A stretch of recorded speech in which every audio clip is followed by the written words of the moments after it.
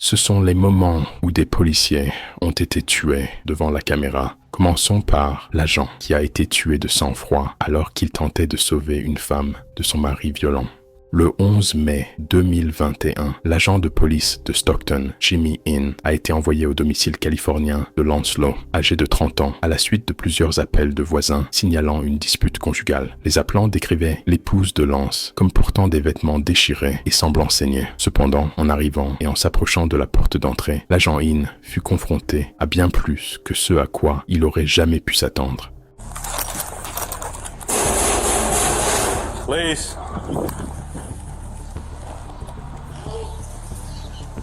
Hey, police. Hello.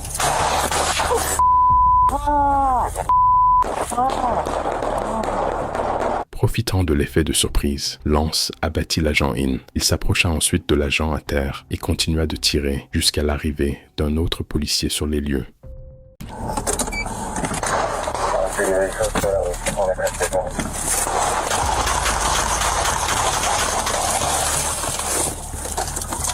Shots fired, shots fired. Partner's down. Jimmy, you alright?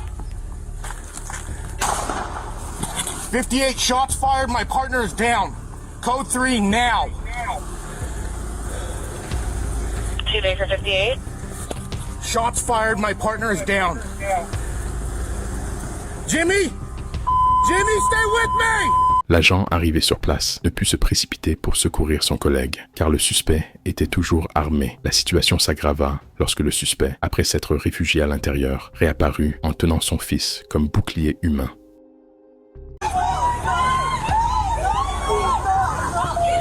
Let him go! Let go of the kid!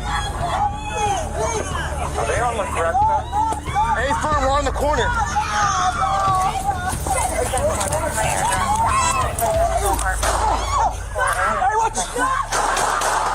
Un voisin, profitant lui aussi de l'effet de surprise, se précipita, plaqua le suspect au sol et arracha l'enfant de ses bras, donnant ainsi à l'agent une occasion claire d'ouvrir le feu et de neutraliser la menace. Le suspect et l'agent Hinn, qui avait été le premier à intervenir, furent tous deux déclarés morts sur les lieux. L'enfant, quant à lui, était indemne.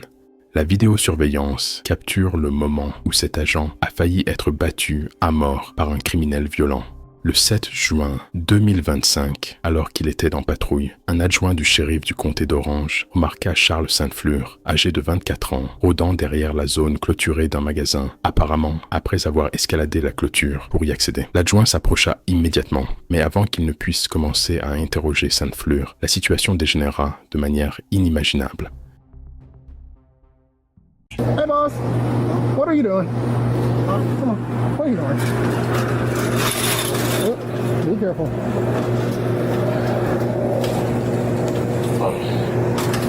Ah, hold up.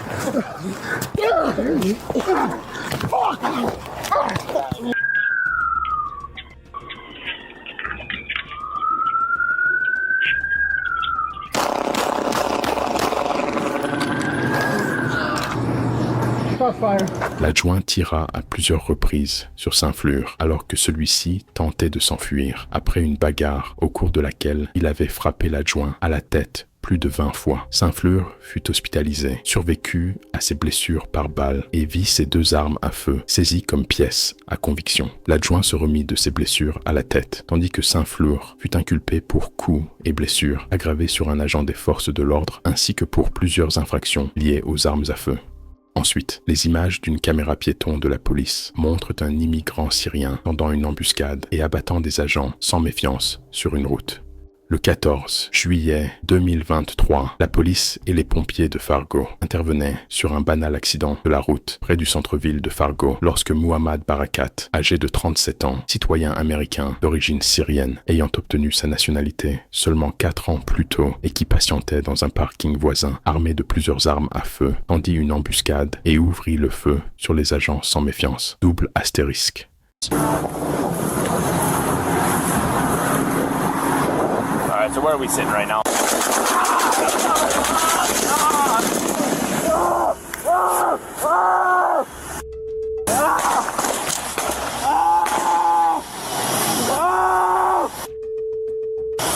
We got shots fired, Central. We got shots fired. Central got a man with an AK-47. He's shooting at us. Baraka avait l'effet de surprise de son côté et abattit sans difficulté 3 agents ainsi qu'un civil. Lorsque les renforts arrivèrent, ils ne purent que jouer les seconds rôles face à Barakat, qui était lourdement armé de pistolets, de fusils et d'explosifs. Central, we got shots fired.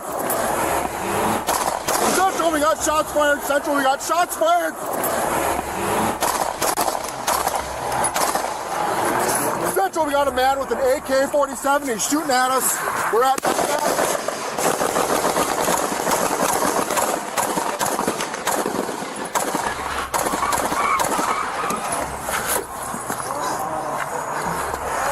Central, shots fired, shots fired. We got 3 officers down. 3 officers down.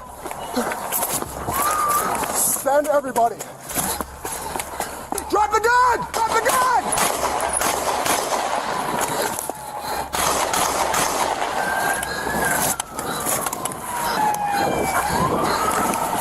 Drop the gun! Drop the gun! Drop the gun!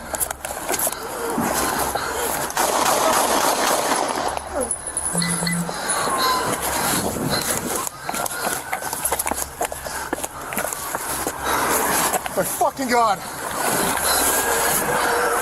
Barakat fut atteint par un total de 21 tirs et mourut sur place. Il avait tué un agent, blessé 2 autres et blessé un civil. Plusieurs armes à feu, des explosifs et 1800 munitions furent retrouvées sur lui.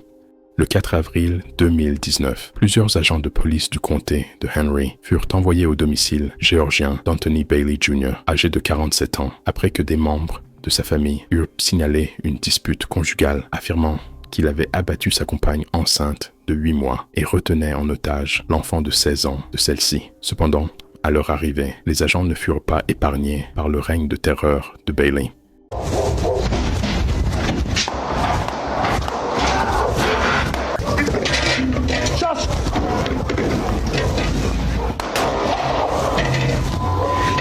He's on the no, don't go around. He's on oh shit. Watch out.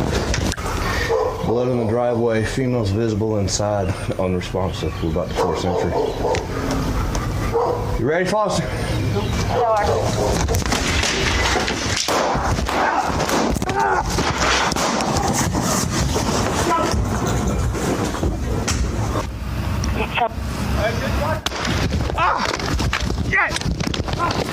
Shots fired here, right here. Shots fired. I'm clear, shots fired. Yeah, I'm here. I'm here. 43, 244, also been 50 now.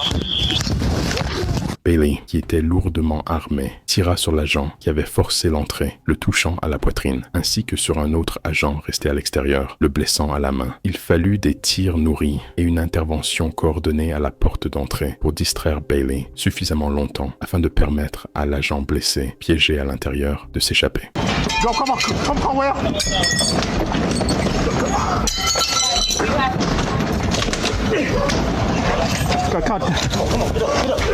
Après avoir réussi à secourir leurs collègues blessés, les agents endurèrent un siège de 15 heures qui se prolongea jusqu'au lendemain, au cours duquel Bailey tira plusieurs centaines de coups. Lorsque les policiers purent enfin pénétrer dans la maison, ils découvrirent Bailey qui s'était donné la mort aux côtés de sa compagne enceinte de 8 mois et de son fils de 16 ans, tous deux décédés et victimes de la violence de Bailey. Les 2 agents blessés survécurent à leurs blessures.